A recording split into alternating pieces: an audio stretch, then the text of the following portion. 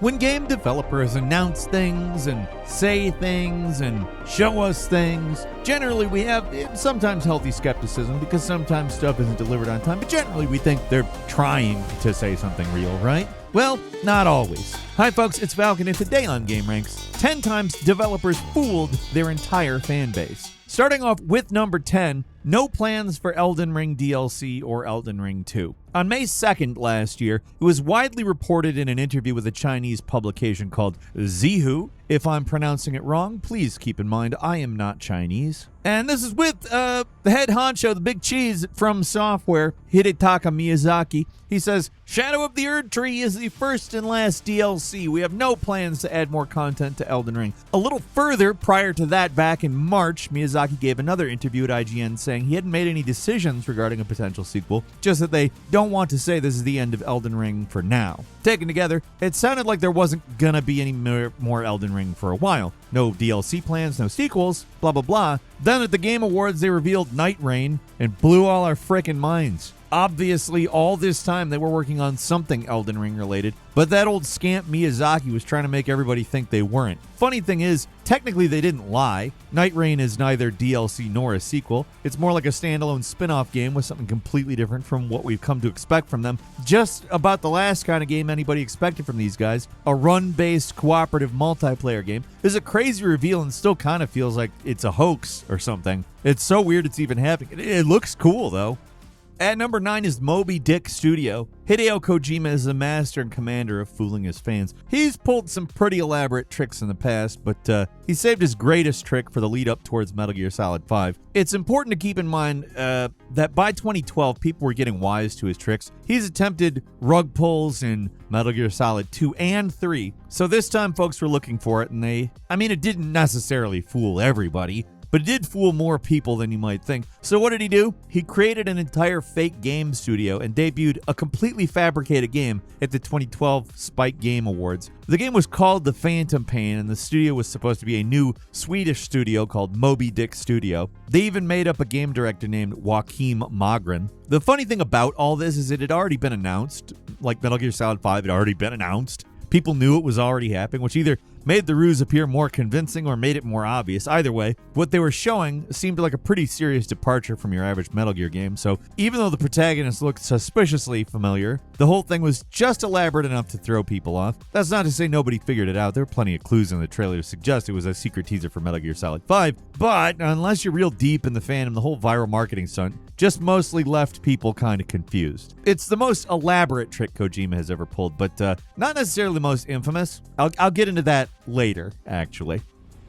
And number 8, when the Abandoned devs pretended it was the next Silent Hill. Hard to call anyone a fan of Abandoned. In this case, it's not the game's fandom that was fooled, but the entire Silent Hill fandom. If you've ever heard stories of fandoms that are coping and seething so hard they come up with insane conspiracy theories to explain something, like when Sherlock, the TV show, when that got so bad, fans started seriously believing some random BBC show was actually secretly a 5th episode, or even series, because the previous season sucked so bad. Or look at the bizarre death cult that spiraled around owning stock in GameStop. Yes, some people made out like absolute bandits, and I am not trying to take anything from them. But get enough people together and they can and will become unglued, especially when they're desperately trying to work backwards to justify something they want to happen. That's the only explanation for why Abandoned got the attention it did. Silent Hills got canned. Fans of the series wanted to grasp at whatever straws they could, and that's when Abandoned got featured on an official PlayStation blog post. The thing about the PlayStation blog is that just about anything can appear on there, regardless of quality.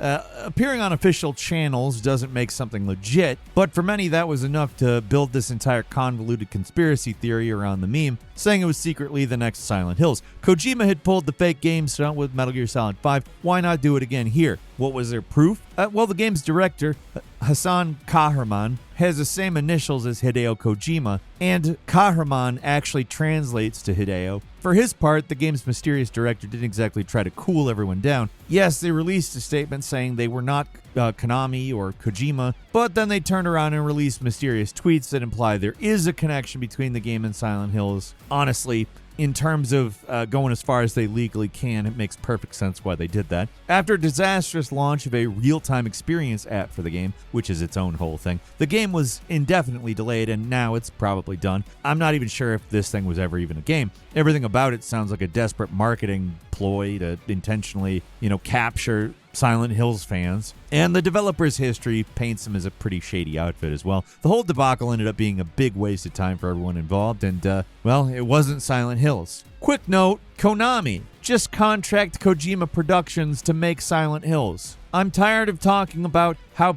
we can't download PT anymore. I'm tired of it. It sucks that we can't download PT anymore. Give us, just hire him. There's no reason. You guys want to revitalize the Silent Hill name, right? So revitalize the Silent Hill name in the biggest possible way. There you go. And number 7, nobody explicitly said that was Link. This is a fun one. Sometimes all it takes is a single vague message to drive the fan base completely crazy. After debuting the first trailer for Breath of the Wild, an interview asked the game's director, Eiji Aonuma, about Link's appearance. His response was, no one explicitly said that was Link, implying the character you'd be playing as in Breath of the Wild might be someone other than Link, the character that's been the protagonist of every single other Legend of Zelda game up to that point, outside of the 2 CDI games starring Zelda, and those aren't real games, they are abominations. So fans of the series went crazy with speculation about who this new character might be. Was it Zelda, a female Link, or a new hero entirely? For whatever reason, people were obsessed with the fact that the character in the trailer, quote-unquote, looked feminine, although I don't know if I necessarily agree with that. Might have been the little ponytail, but Link has always been depicted with long, flowing hair. That didn't necessarily send me off into directions that might cause one to question things once the fan base got to the logical point of drawing sexy fan art. I don't know, I guess Aonuma was thinking about where things might go as well, and didn't take very long, just a day, to come back and be like, no, it's Link. Don't do what fans do. He said the statement he made previously was just him having a little bit of fun. And such is the power of legendary developers like him. All it takes is a vaguely worded statement, and he's got his fans believing just about anything.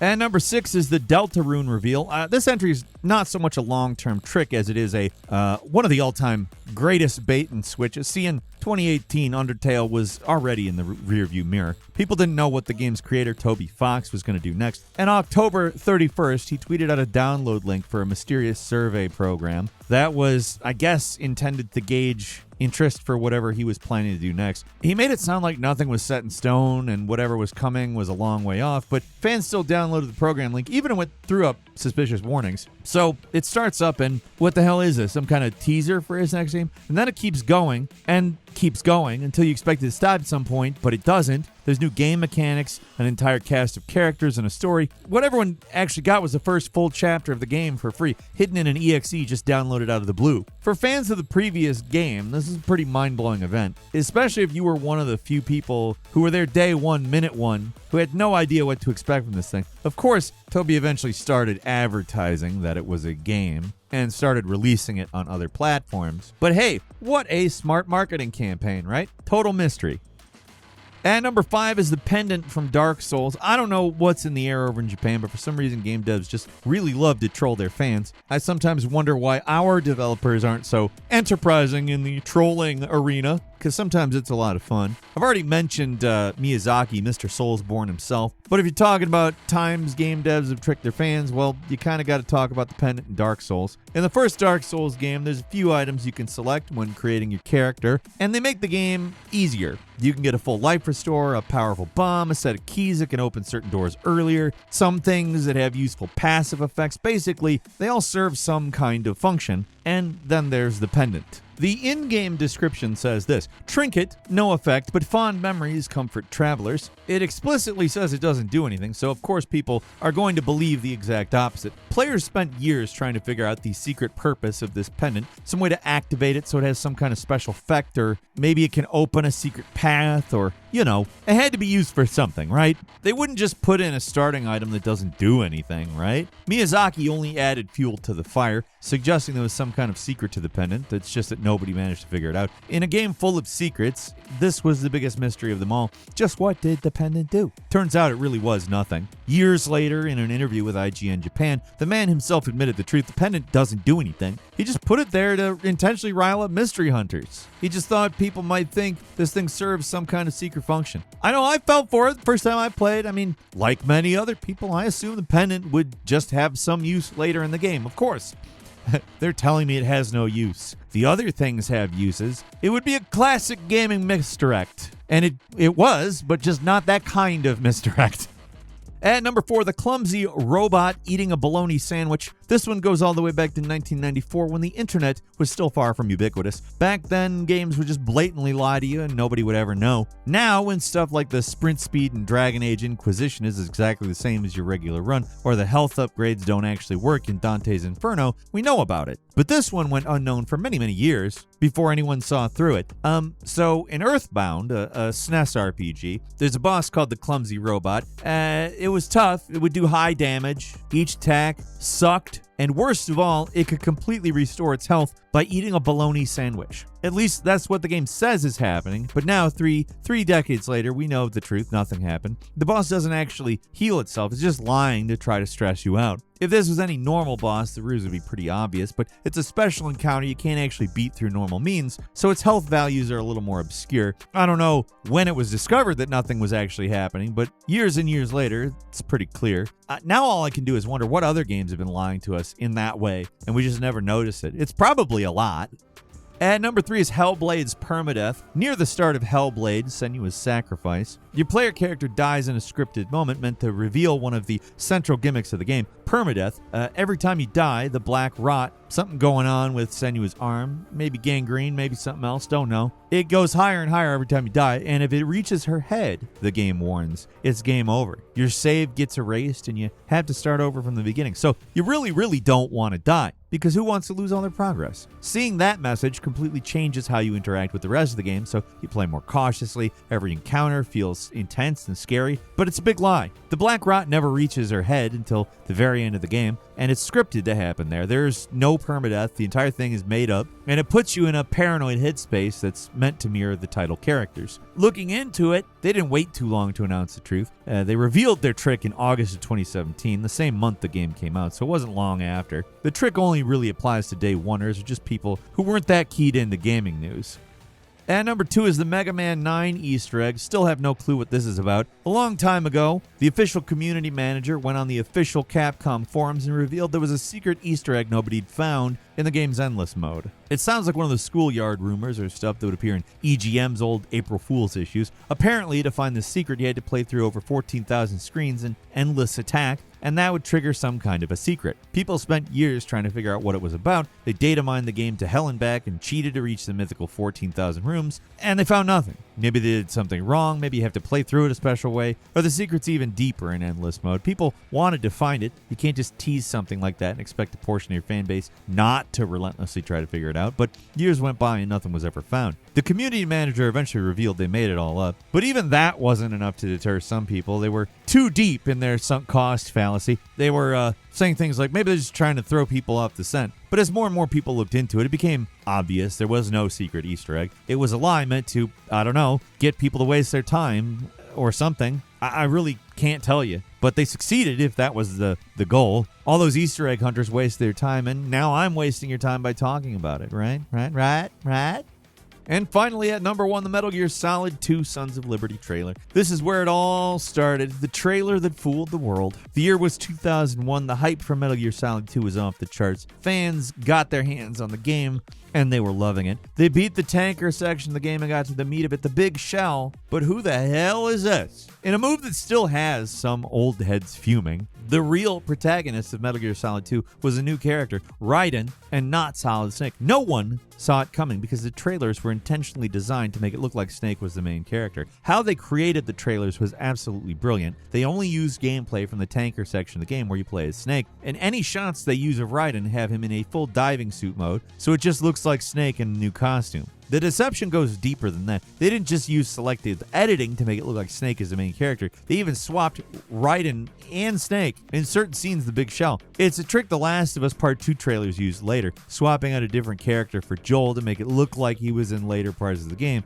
and he's absolutely not, for obvious reasons.